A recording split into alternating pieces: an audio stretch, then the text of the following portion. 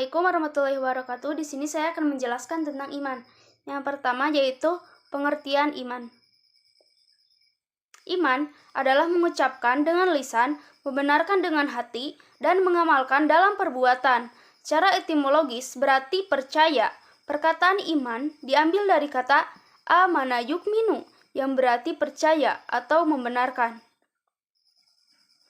Menurut hadis, iman merupakan tambatan hati yang diucapkan dan dilakukan merupakan satu kesatuan.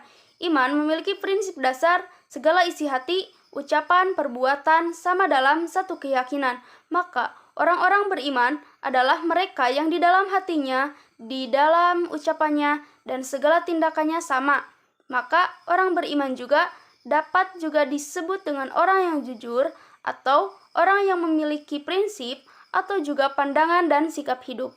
Menurut para imam dan ulama telah mendefinisikan istilah iman. Menurut Imam Ali bin Abi Thalib, iman itu ucapan dalam lisan dan kepercayaan membenarkan dengan hati dan perbuatan dengan anggota. Sedangkan menurut Aisyah radhiyallahu anhu, iman kepada Allah itu mengakui dengan lisan dan membenarkan dengan hati dan mengerjakan dengan anggota. Menurut Imam Al-Ghazali, pengakuan dengan lisan membenarkan pengakuan itu dengan hati dan mengamalkannya dengan rukun-rukun atau anggota-anggota. Menurut Muhammad Nawawi Al-Zawi, iman adalah mereka yang percaya dengan segenap hati mereka, tidak seperti orang-orang yang berkata namun tidak sesuai dengan hati mereka. Menurut Al-Badawi, iman secara bahasa merupakan ungkapan tentang membenarkan sesuatu. Kata itu diambil dari kata al-aman seperti bahwasanya orang yang membenarkan sesuatu, maka dia akan mengamalkan hal yang diyakini kebenarannya.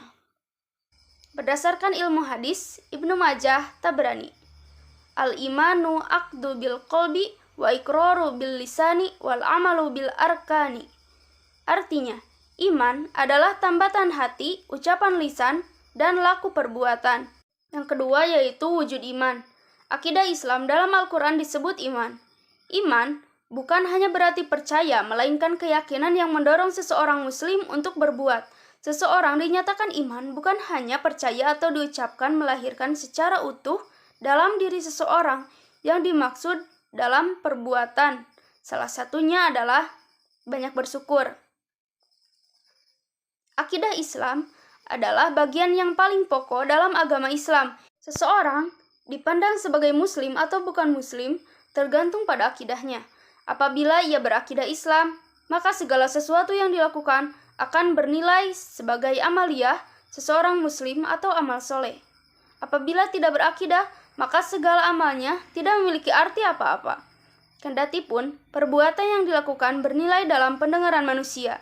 Akidah Islam atau iman mengikat seseorang muslim sehingga ia terikat dengan segala aturan hukum yang datang dari Islam. Oleh karena itu, menjadi seorang muslim berarti meyakini dan melaksanakan segala sesuatu yang diatur dalam ajaran Islam. Seluruh hidupnya didasarkan pada ajaran Islam. Adapun orang-orang yang beriman akan diberikan yang pertama yaitu ketenangan hati. Hati seseorang yang mengimani Allah tidak akan mudah digoyahkan oleh ajakan nafsu jahat atau orang yang menyesatkan. Yang kedua, mendapatkan kebahagiaan sesungguhnya. Hati seseorang yang mengimani Allah Subhanahu wa Ta'ala akan terasa tentram sehingga mampu merasakan kebahagiaan yang sesungguhnya. Orang-orang beruntung tersebut akan selalu berada lurus terus di jalan Allah yang Allah ridhoi. Selanjutnya yaitu proses terbentuknya iman. Yang pertama didahului oleh pengetahuan tentang Tuhan. Artinya, bahwa iman itu dapat diperoleh lewat proses berpikir, perenungan mendalam, survei atau penelitian terhadap alam semesta. Sesungguhnya, dalam penciptaan langit dan bumi dan silih bergantinya malam dan siang, terdapat tanda-tanda bagi orang yang berakal, yaitu orang-orang yang mengingat Allah sambil berdiri atau duduk, atau dalam keadaan berbaring dan mereka memikirkan tentang penciptaan langit dan bumi, seraya berkata, "Ya Tuhan kami, tidaklah Engkau menciptakan ini dengan sia-sia. Maha suci Engkau, maka peliharalah kami dari siksa api neraka. Quran Surat Al-Imran ayat 190 sampai 191. Yang kedua yaitu timbulnya sikap percaya kepada Allah. Meskipun kepercayaan pada tahap ini masih labil, tergantung pada seberapa banyak pengetahuan tentang Allah dan upaya kontemplasinya terhadap alam semesta tersebut. Namun, iman pada tahap ini akan terus meningkat seiring dengan bertambahnya pengetahuan yang diperoleh atau pengalaman yang dijalani. Yang ketiga yaitu yakin tanpa dibayangi oleh sikap ragu. Yang selanjutnya yaitu tanda-tanda orang beriman. Kiai Haji Misbahul Munir Khalil menyebutkan, orang yang mengaku beriman harus dibuktikan dengan ucapan dan amal perbuatannya. Amal perbuatannya minimal bisa dilihat dari rukun Islam yang ditegakkan meliputi ucapan syahadat, mendirikan sholat, berpuasa, membayar zakat, dan menunaikan ibadah haji apabila mampu. Ada 4 tanda-tanda orang beriman, diantaranya yang pertama yaitu menjalankan perintah Allah dan menjauhi larangannya. Menurut bahasa, kata takwa berarti memelihara atau menghindari. Dengan kata lain, pemeliharaan tersebut berkaitan erat dengan diri atau keluarga. Sederhananya, takwa adalah melaksanakan perintah Allah dan menjauhi segala larangannya. Takwa adalah seseorang yang taat kepada Allah dan mau meninggalkan maksiat karena takut akan siksanya. Setiap muslim belum bisa dikatakan sebagai orang yang takwa jika belum menjalankan kewajiban dan menunaikan ibadah sunnah seperti yang dicontohkan Rasulullah SAW. Seorang yang bertakwa kepada Allah akan selalu mendapatkan petunjuk serta hidayah dari Allah Subhanahu wa Ta'ala. Sedangkan bagi orang-orang yang zalim tidak akan mendapatkan apapun selain kerugian. Hal ini sebagaimana yang tercantum dalam salah satu surah Al-Quran yang artinya, dan kami turunkan dari Al-Quran sesuatu yang menjadi penawar dan rahmat bagi orang-orang yang beriman. Dan Al-Quran itu tidaklah menambah kepada orang-orang yang zalim selain kerugian. Quran Surat Al-Isra ayat 82. Tetapi keimanan manusia dapat bertambah dan dapat berkurang sebagaimana dalam Al-Quran Surat Al-Anfal ayat 2. Bismillahirrahmanirrahim. Innamal mu'minuna alladzina idza dzukirallahu wajilat qulubuhum wa idza tuliyat 'alaihim ayatuhu zadatuhum imanan wa 'ala rabbihim yatawakkalun. Al-ayat sadaqallah. Artinya, sesungguhnya orang yang beriman ialah mereka yang bila disebut nama Allah gemetarlah hati mereka, dan apabila dibacakan ayat-ayatnya bertambahlah iman mereka karenanya, dan hanya kepada Tuhanlah mereka bertawakal. Berikut adalah contoh orang-orang yang bertakwa. Yang pertama, memperbanyak ibadah dan menjauhi maksiat. Yang kedua, memakai pakaian yang halal dan menjauhi mencuri. Ketiga, memakan makanan atau meminum minuman yang halal dan menjauhi yang diharamkan. Yang keempat, menyayangi orang tua dan tidak membentaknya. Nomor lima, menggunakan lisan untuk berzikir, bukan untuk berkata kotor. Keenam, berdoa kepada Allah, bukan selainnya. Yang ketujuh, sholat secara khusyuk dan tidak riya. Rukun iman ada 6. Yang pertama, iman kepada Allah. Yang kedua, iman kepada malaikat Allah. Yang ketiga, iman kepada kitab Allah. Yang keempat, iman kepada Nabi dan Rasul Allah. Yang kelima, iman kepada hari akhir. Yang keenam, iman kepada qada dan qadar. 2 yaitu punya malu. Malu di sini maksudnya adalah malu jika melakukan sesuatu yang dilarang oleh Allah. Malu adalah sifat atau perasaan yang membentengi seseorang dari melakukan yang rendah atau kurang sopan. Islam memerintahkan pemeluknya memiliki sifat malu karena dapat meningkatkan akhlak seseorang menjadi tinggi. Orang yang tidak memiliki sifat malu, akhlaknya akan rendah dan tidak mampu mengendalikan hawa nafsu. Sifat malu merupakan ciri khas akhlak orang beriman. Orang yang memiliki sifat ini apabila melakukan kesalahan atau yang tidak patut bagi dirinya akan menunjukkan penyesalan. Sebaliknya, orang yang tidak memiliki malu merasa biasa saja ketika melakukan kesalahan dan dosa meskipun banyak orang mengetahuinya. Islam menempatkan malu sebagai bagian dari iman. Orang beriman pasti memiliki sifat malu. Orang yang tidak memiliki malu berarti tidak ada iman dalam dirinya meskipun lidahnya menyatakan beriman. Rasulullah SAW bersabda, iman itu lebih dari 70 atau 60 cabang. Cabang iman tertinggi adalah mengucapkan la ilaha illallah. Dan cabang iman terendah adalah membuang gangguan atau duri dari jalan. Dan rasa malu merupakan cabang dari iman. Hadis riwayat Bukhari Muslim. Sifat malu perlu ditampilkan seseorang dalam semua aktivitas kehidupan. Melaluinya, seseorang dapat menahan diri dari perbuatan tercela, hina, dan keji. Melalui sifat malu, seseorang akan berusaha mencari harta yang halal dan akan menyesal kalau ketinggalan melakukan kebaikan. Apabila seseorang hilang malunya, secara bertahap, perilakunya akan buruk, kemudian menurun kepada yang lebih buruk, dan terus meluncur ke bawah dari yang hina, keadaan lebih hina. Rasulullah SAW bersabda, sesungguhnya Allah apabila hendak membinasakan seseorang, Dia mencabut rasa malu dari orang itu. Apabila rasa malunya sudah dicabut, maka tidak menjumpainya kecuali dibenci. Apabila tidak menjumpainya kecuali dibenci, dicabutlah darinya sifat amanah. Apabila sifat amanah sudah dicabut darinya, maka tidak akan didapati darinya kecuali sebagai pengkhianat dan dikhianati. Kalau sudah jadi pengkhianat dan dikhianati, dicabutlah darinya rahmat. Kalau rahmat sudah dicabut darinya, tidak akan kamu dapati kecuali terkutuk yang mengutuk. Apabila terkutuk yang mengutuk sudah dicabut darinya, maka akhirnya dicabutlah ikatan keislaman. Hadis riwayat Ibnu Majah. Ya, saya akan lanjutin presentasi dari Uci. Saya lanjut ya. 3 macam rasa malu. Ada 3 macam rasa malu yang perlu melekat pada seseorang. Pertama, malu kepada diri sendiri. Ketika sedikit melakukan amal saleh kepada Allah yang kebaikannya menurut umat dibandingkan orang lain, malu ini mendorong meningkatkan kuantitas amal setelah pengabdian kepada Allah dan umat. Yang kedua, malu kepada manusia. Ini penting, dapat mengendalikan diri agar tidak melanggar ajaran agama.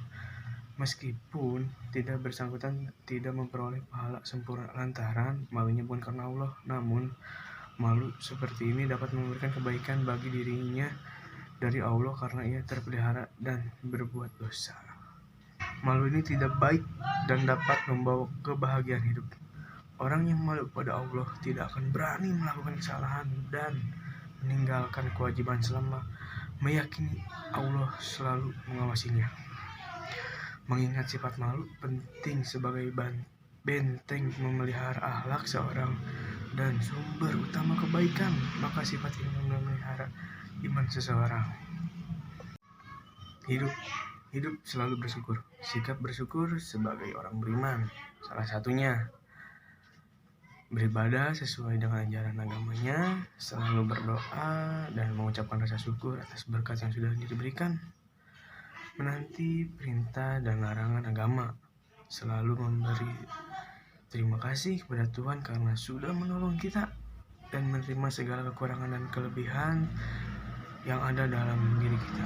Mencintai diri sendiri, menerima apapun yang sudah diberikan meskipun hanya hasil belum maksimal, ikhlas menjalani dan menghadapi setiap permasalahan hidup. Sabar menghadapi musibah harus.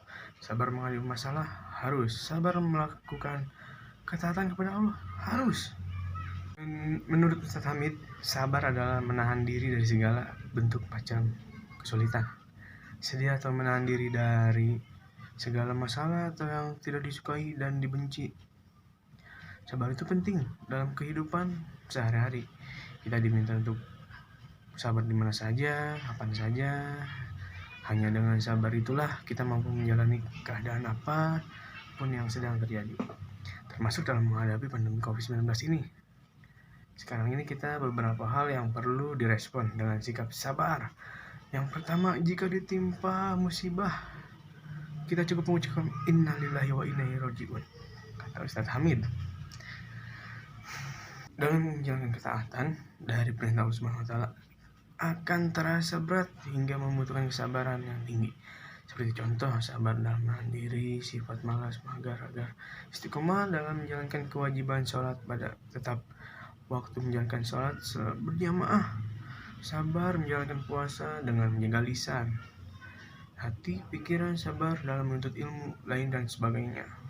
Iman menurut bahasa Arab yang artinya percaya. Menurut istilah, iman adalah membenarkan dengan hati, diucapkan dengan lisan, dan diamalkan dengan tindakan atau perbuatan.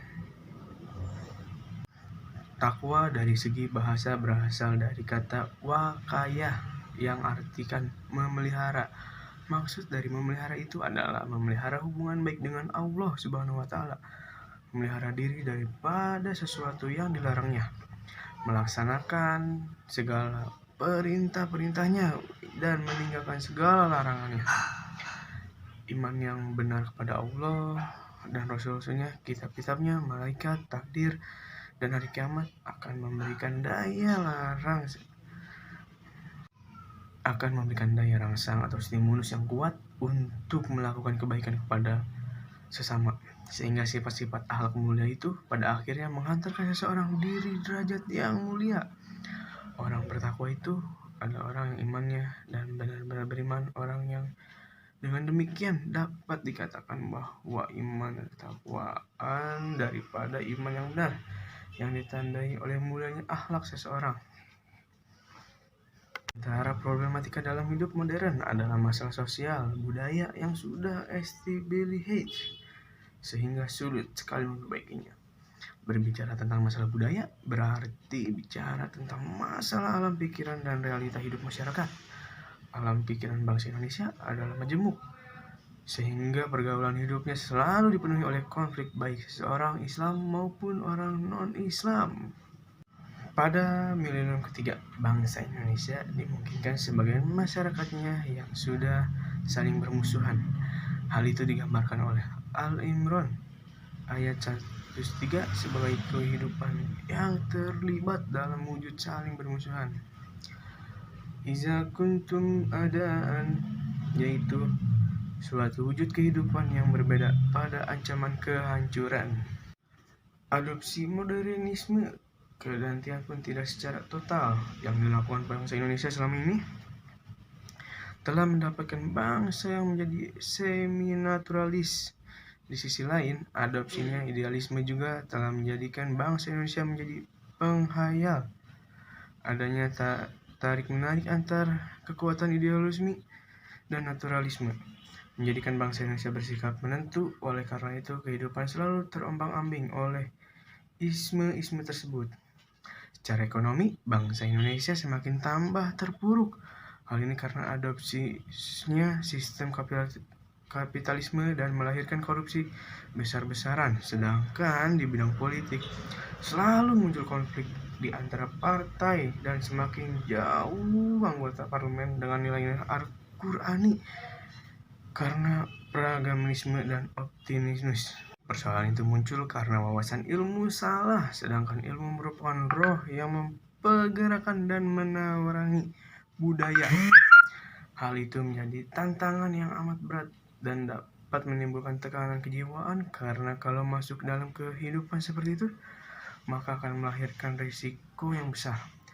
Untuk membebaskan bangsa Indonesia dari berbagai persoalan di atas, perlu diadakan revolusi pandangan dalam problem dan tantangan kehidupan modern tersebut. Asyhadu alla ilaha illallah. Udah hampir mengakhiri, saya udah sampai kesimpulan aja nih ya langsung. Dengan ini maka dapat menyimpulkan pengertian iman secara bahasa dan pengakuan yang melahirkan sikap menerima dan tunduk. Perkataan iman yang berarti membenarkan itu disebut dalam Al-Quran, diantaranya dalam surat At-Taubah ayat 62 yang bermaksud dia, Muhammad itu membenarkan, mempercayai kepada Allah dan membenarkan kepada para orang yang beriman. Iman itu ditunjukkan kepada Allah, kitab-kitab dan Rasul. Iman itu ada dua iman, hak dan batin. Definisi iman berdasarkan hadis merupakan tambahan hati yang diucapkan dan dilakukan, merupakan salah satu kesatuan. Iman memiliki prinsip dasar segala isi hati, ucapan dan perbuatan sama satu keyakinan. Maka orang-orang beriman adalah mereka yang hatinya di setiap ucapannya segala tindakan sama. Maka orang beriman dapat juga disebut dengan orang yang jujur atau yang memiliki prinsip atau juga pandangan sikap hidup. Para imam dan ulama telah mendefinisikan istilah iman ini antara lain seperti diucapkan oleh Imam Ali bin Abi Thalib.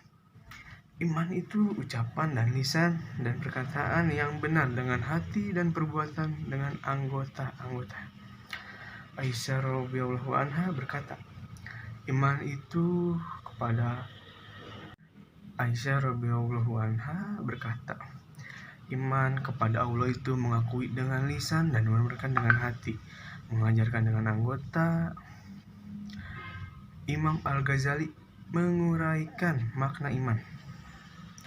Pengakuan dalam lidah atau lisan, membenarkan dengan pengakuan itu dengan hati, dan mengamalkan dengan rukun-rukun atau anggota.